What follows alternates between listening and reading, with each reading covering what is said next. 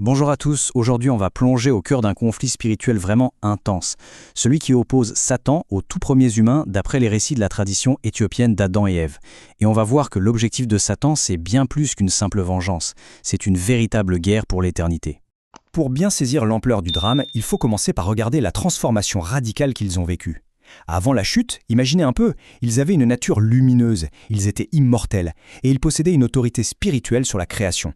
Et puis, tout bascule. Ils se retrouvent projetés dans un corps de chair, fragile, vulnérable, et ils découvrent la peur, la souffrance et bien sûr la mort. C'est vraiment une dégringolade totale. Et cette phrase d'Adam à Ève, elle est terrible, elle montre bien leur désespoir.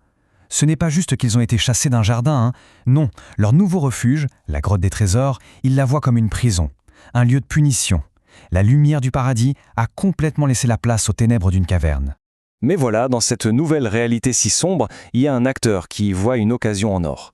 C'est là qu'entre en scène l'assaillant, Satan, qui, après avoir causé leur chute, il cherche à s'imposer comme le nouveau roi de ce monde.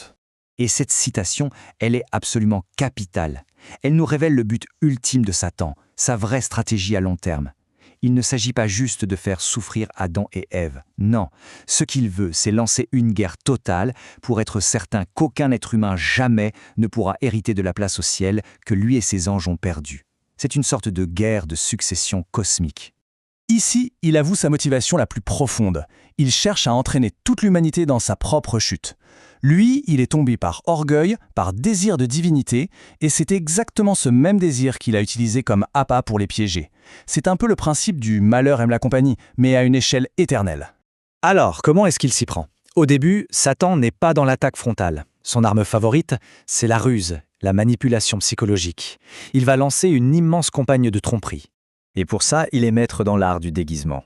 Il peut apparaître en ange de lumière pour inspirer confiance, ou en vieil homme plein de sagesse pour avoir l'air crédible, et même en belle femme pour séduire.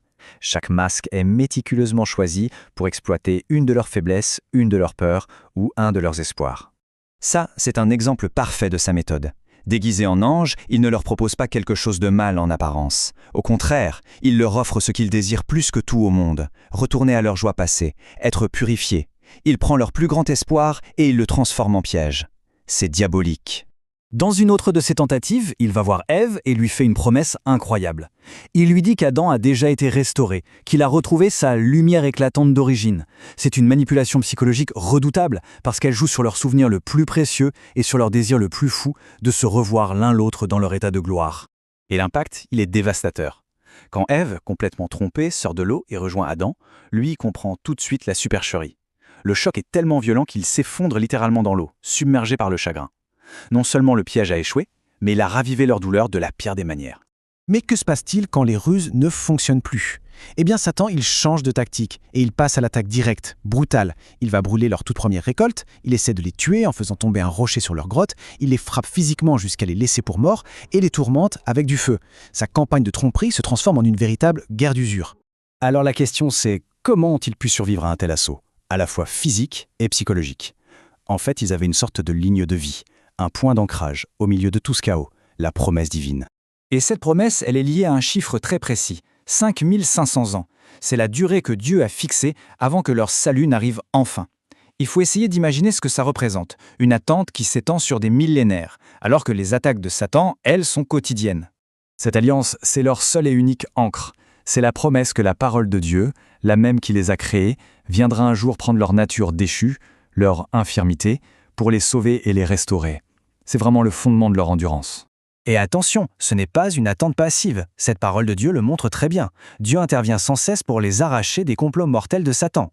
Chaque sauvetage est un rappel que l'Alliance est toujours là et que malgré leur immense souffrance, ils ne sont pas abandonnés. Et on termine avec cette question pour réfléchir un peu. Quand on regarde cette lutte acharnée, cette succession de ruses, d'attaques violentes, d'interventions divines, on peut se demander si ce récit ancien ne dépeint pas, au fond, la condition humaine elle-même. Une bataille spirituelle constante, une tension permanente entre la chute et l'espoir de la rédemption.